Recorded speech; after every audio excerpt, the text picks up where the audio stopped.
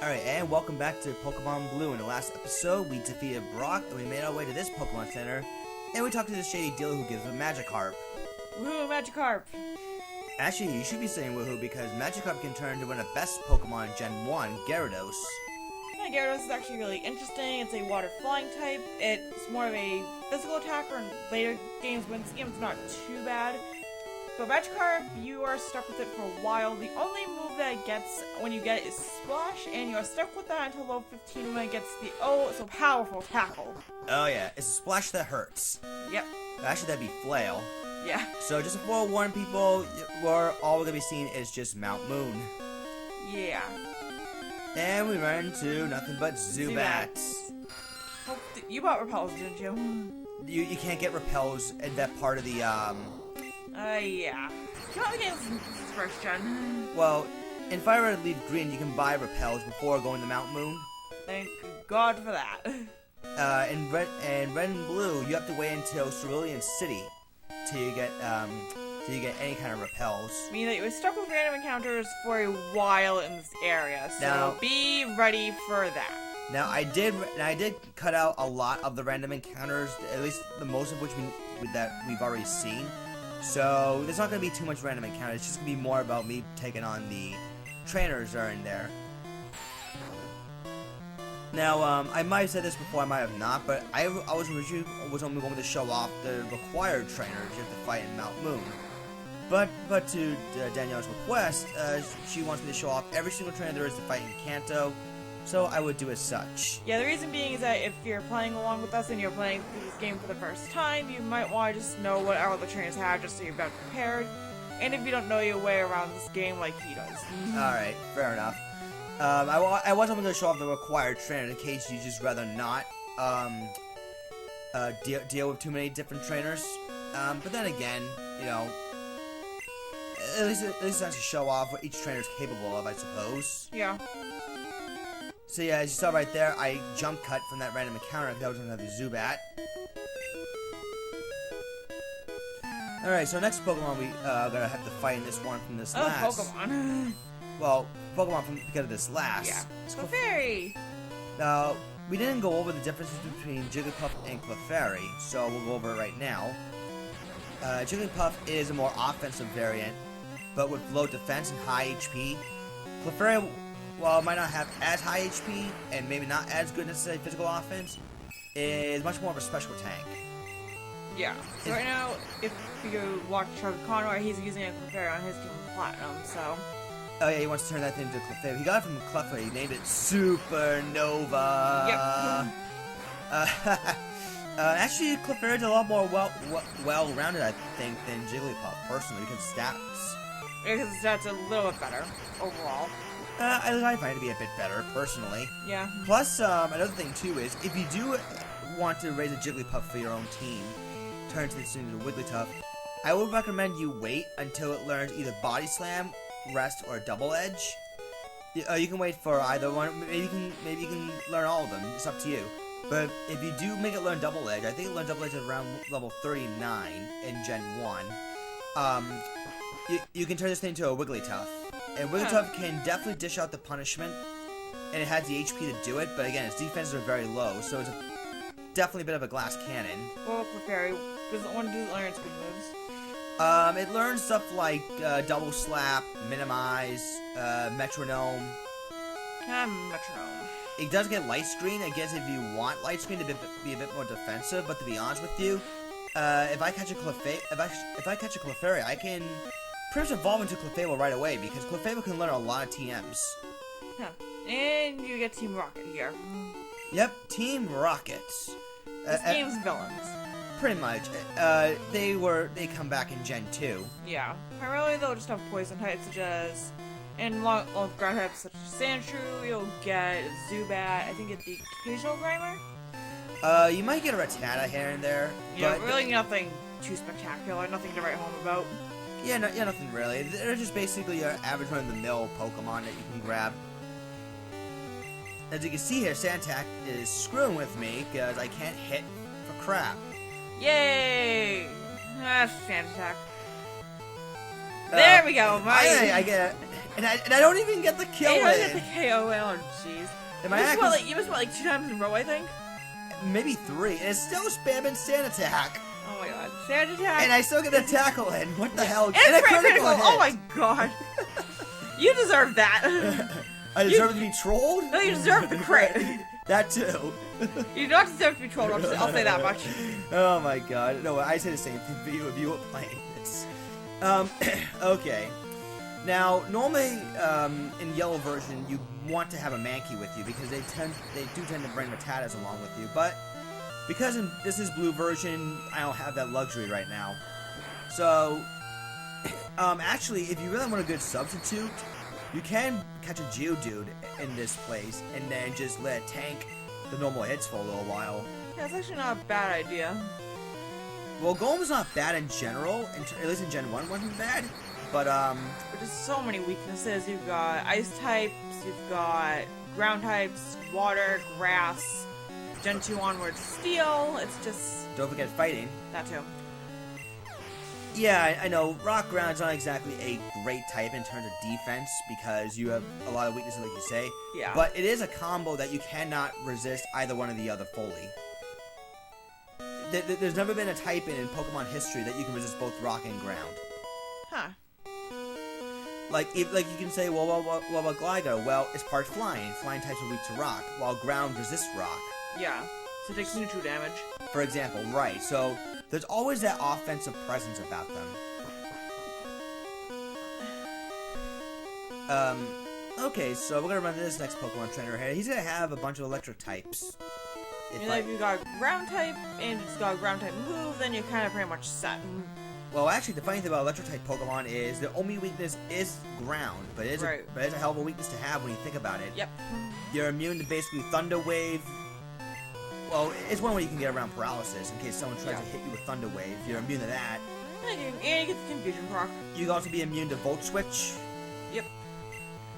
And actually, funny thing about Magnemite is it's the only electric type, at least the only Pokemon I know in the game that gets a type added to it. It gets to become part Steel in Gen 2, which makes it a lot more tankier than you would give it credit for. Yeah. However, you add 2 new weaknesses, Fire and Fighting. Yeah. And you're especially weak to Ground, but to be honest, you're already weak enough to the Ground as it is, so it doesn't really hinder it too much. Yeah, you can't do Air Balloon Magma Zone. It's actually isn't a bad idea. Air Balloon, Steel types in general, yes. Yeah. And Electric types, too. So I've seen Jolteon with it. I've used that a couple of times, but I primarily use it with Magma Zone. I've got Heatran with it right now in my Alpha Sapphire game. You can also do Magnet Rise with Electrode. Oh yeah, I forgot about Magnet Rise, which is like the move version of Air Balloon. Well, it's a pseudo-levitate, basically. Yeah. So basically I ran into this Geodude, and I mentioned earlier that you can probably catch a Geodude to help you tank against some of the more hard-hitting Pokemons. Yeah.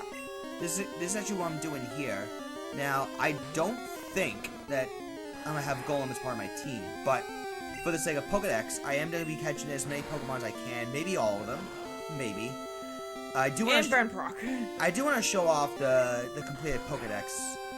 I'll get around it at some point, maybe before the last few parts. I'll get around to catching every single Pokemon. Now, that doesn't necessarily mean I'm going to show every one of them off. No, that takes up way too much time. I'd rather show off the ones that I know are going to be particularly useful. And yes, that means I'm also going to go through the in-game trades as well. Boy. Although some of them are practically useless, like... Right.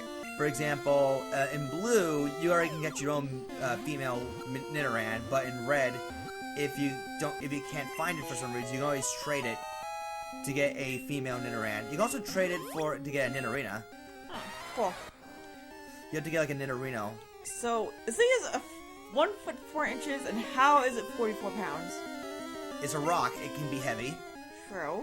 Now I decided to. I didn't go for the item just yet, though. I want to take this Geodude and train it because, as much as rock types can be semi-reliable at times, I'd rather teach it a rock type move in order for it to back it up. So I jump cut here where I've just finished training Geodude to make sure it learns Rock Throw at level 16. You better get used to this tune, folks, because we're gonna be listening to that for pretty much the entire part. Oh my god. Did that ever suck on to you as a kid when you go da da da da da da da da? Yeah. Like, did it annoy you in some way? Yeah, I got cool first, but after that, it was just like, get me out of here. Well, they often nickname it Zubat Central because all you run Ooh, into rare is candy, nice. all you run into is Zubats. Yep. Now I'm gonna be saving those rare candies, like I said, for the Charmander level up idea, where I'm keeping it purposely unevolved until I learn Flamethrower at level 38. Because, ladies and gentlemen, this is why raising Charmander can be one of the most difficult jobs, at least in Red and Blue, because for a fire type move, all it's gonna know for a long while is gonna be Ember. Oh boy. And Fire Spin is like his final move, which is the fire. Fire Spin, oh jeez. Another trapping move. Well, it's a fire version of Wrap, basically. Wrap, Bind, take your pick. And of course, I do want to end up teaching Charizard Fire Blast. Because Fire Blast, while its accuracy isn't exactly terrible, it has raw power behind it. Yeah, 120 power? Back then, yeah. It is, Yeah, I think I dropped to 110 in Gen 6. yes, like Thunderbolt went from 95 to 90. Yeah. The reason being is because I think they want to make Overheat and stuff like that stand out more. Oh yeah, I completely forgot about Overheat. Overheat you don't get till 3rd gen. Now technically, if you're running like a Blaziken set in Gen 3, you can get away with using Overheat and then you can switch into like Sky Uppercut or something. Yeah, because Fire type was special back then, and Sky Uppercut is fighting type, which is physical. Right, so in 3rd gen, if you're going to make that type of Blaziken, you can always do actually a good setup with Blaziken, actually, now I think about it, at least back in Gen 3. This is an outdated setup, so don't worry about it. There are physical-based Blazikens you can spam the hell out of. Actually, you can do a Wipe Herb Blaziken with Overheat. Okay, because Overheat, if you get like a stat reduction, like with Overheat, like your special attack harshly lowers, White Herb immediately kicks in, and it'll just go back to normal. Right, so you can essentially use Overheat twice before you're forced to switch out, unless you want to surprise the opponent, hit him with like a fighting type move. And actually, you can kind of still do it in Gen 6. However, a lot of people want to use Mega Blaziken.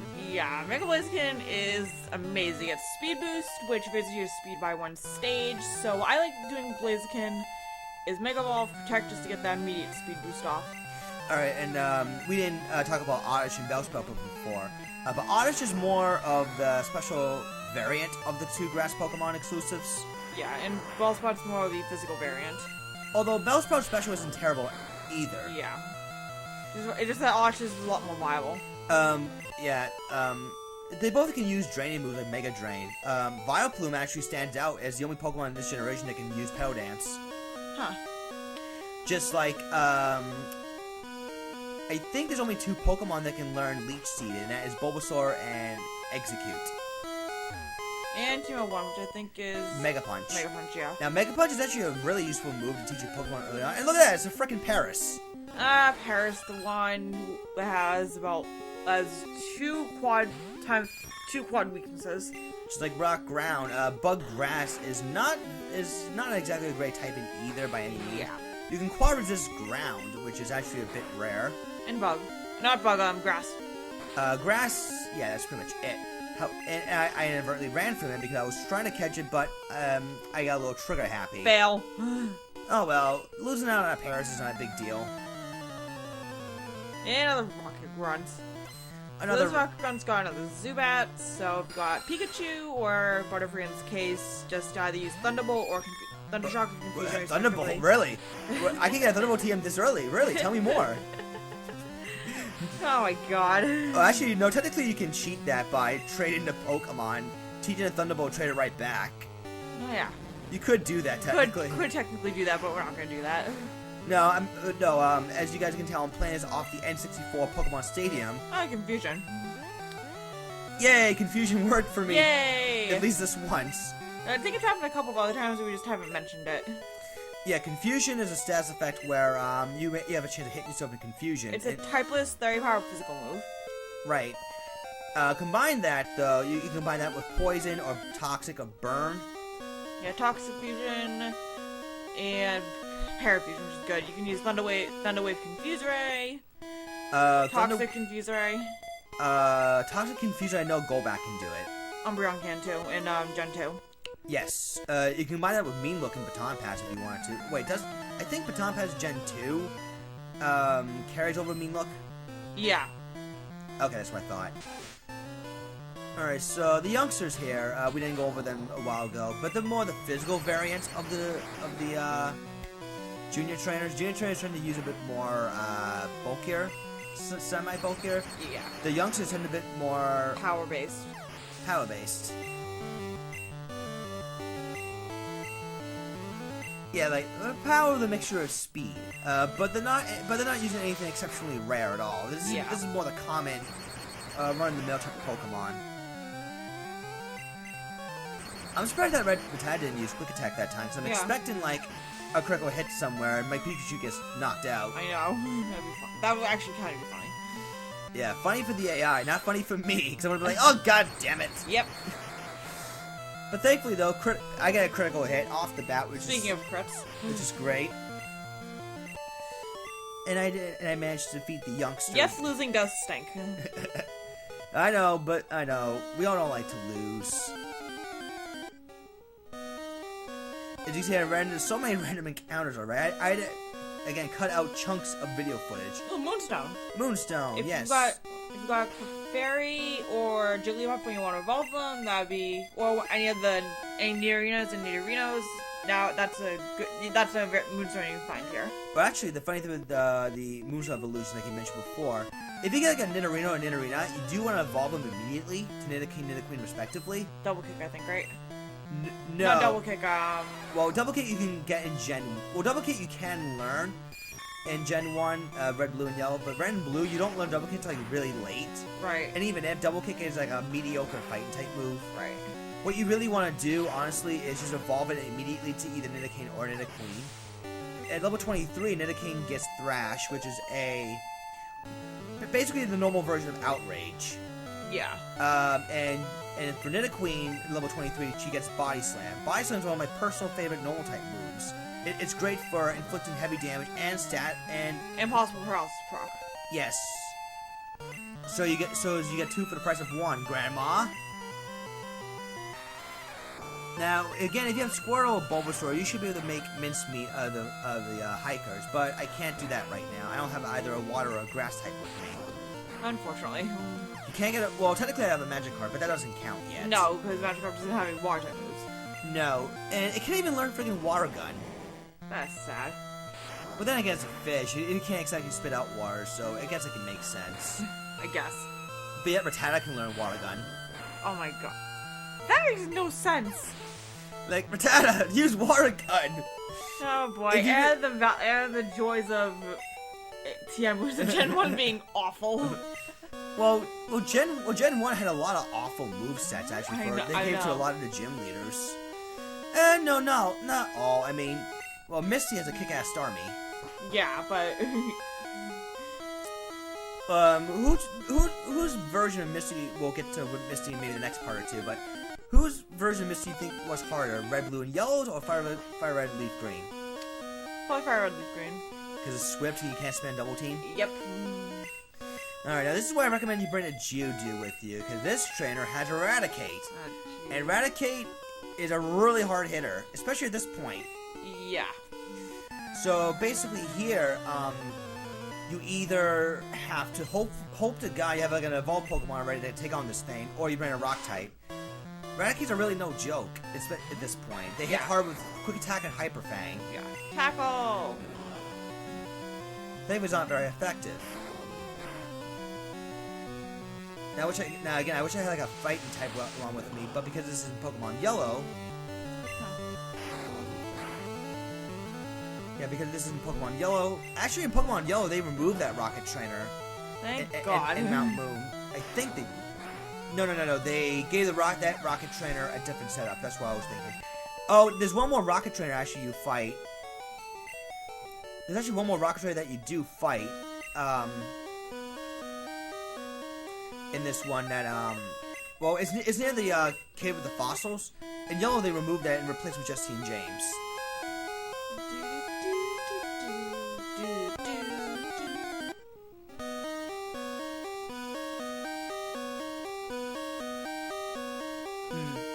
Now you might have noticed that the frame rate did drop a bit. I think I'm starting to understand Pinnacle Studios' limitations a bit. So I am going to try to keep this under 20 minutes as much as possible. But I did want to get as much as Mount Moon as I can. Yeah.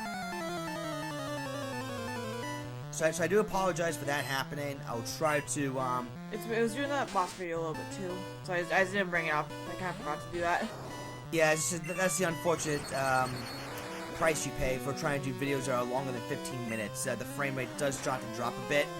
So, so for the most part, I am going to keep trying to, well, the other thing too, I also try to split as well. Like I try to split, do a lot of jump cutting, which is while I know it makes the video go by faster, the sync doesn't always mesh. So hopefully in the future video, I am going to be running repels in case I do run into wild encounters. So that way, at least with that, I can keep the video going without having to jump cut too much. Right. It's just a price you have to pay, unfortunately, and it's not just that too. There are plenty of recording software that has this issue where if you go longer than 15 minutes, you tend to lose a little bit of audio sync. Examples? I know of Camtasia Studio, you can record with Dazzle. Like, you can use Dazzle as a caption device, you can record with Camtasia Studio. The thing, too, is even customers have said this in forums that after about roughly 15 minutes, the audio starts to get out of sync a bit. Yeah. And I think TechSmith realizes this, and they want to release a patch that can fix that. Yeah, hopefully they will do that. That way, this type of stuff really doesn't happen. Very, very annoying. Right, because you're like stoked to do longer videos, which is why I am trying to keep every video as best I can to keep it under 15, maybe at best under 20 minutes. But I'm gonna try to keep under 15 minutes if possible. Yeah. Because you know, the audio recording software, while not terrible, you just have to mind its limitations a bit. In this particular point, I didn't do the mind limitation thing.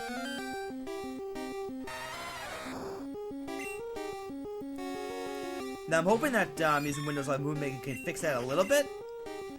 I mean, if it's not too far out of sync, I won't fret over it too much. Right. And another moonstone. Another moonstone indeed. Right, that's the hidden moonstone. That's the second one you can actually find. So this is the last train that we fight. Yeah, and this guy wants both these fossils, but if you defeat him, you will be able to choose one, but he takes the other one. Or actually, you know what I can probably try is... I could probably try, maybe just cutting it down. Either cut the long video down further without much sync issues, or maybe just stop like a recording session like every 15 minutes or something. Yeah, it wouldn't be a bad idea. Yeah. Again, it's not because I don't know how to do this. It's just because of the limitations of some of the video editing softwares that you carry. That I carry at the moment. It does tend to creep in a bit.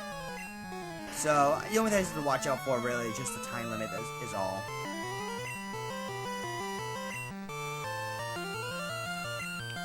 Or maybe if I am going to be doing longer parts, what I should probably do is just cut like every 10 minutes, and then just make like a second video altogether. Actually, that would be a bad idea. Then you can probably just mesh them into one video. Yeah, because technically speaking, if you stop it at 10 minutes and do like another 10-minute video meshed together, you shouldn't be experiencing any sync issues because oh, geez, coughing. Coughing. Geez. Oh, we didn't go over the grammar coughing poison type Pokemon. Coughing's more physically defensive, while Muck is a little more special based. Well, it's more of a special wall. Yeah. And good HP, good attack, but yeah. Low everything else. Yeah. Coughing's got decent HP, okay attack, but very good defense. Physical defense to be exact. Yeah. And why don't we get sleep powder right here? Yep, sleep powder kicks in indeed. Yay! Goodbye, poison powder. Yeah, poison powder weren't really that great. Toxic on the other hand, oh yes. Oh yes, definitely. Alright, so this is the last trainer I can actually go through and fight. I think the cutting also, I think the sync issue might have also come from so much cutting I had to do. And again, it's not because I didn't I wasn't sure how to do this. It's just because it's the limitation. So I'm gonna have to, at least in future videos, anyways, mind that a little bit more. I mean, granted, I did several videos already, but now looking at this, I just have to mind it a little bit more. So hopefully future videos will be better synced. Yeah, and you finally got Mount Moon, and you get a great ball right here. And you get a great ball. Finally, we've reached that light at the end of the tunnel. Literally. Literally that light at the end of the tunnel. Oh boy. And now to get the TM, which contains Whirlwind. Whirlwind, at least in Gen 1, is useless. Yes. It wasn't until Gen 2 that it gets the same properties as Roar, where you can force switch your Pokemon during a trainer battle. Or in wild battles, just end the battle immediately. Well, you can still end the battle with Whirlwind and Roar. We're talking about like the battle actually ending, whereas in I know what you mean. Yeah. Does it fit in Gen 2? If for Roar, does it fail if one Pokemon's in a trainer party you try using Roar Whirlwind? I don't know. I've not personally tested it. I'm gonna assume it does. Well, I'm gonna assume that does fail. Alright, well, next time we meet, ladies and gentlemen, we're gonna be tackling Rival and the Nugget Bridge. See ya.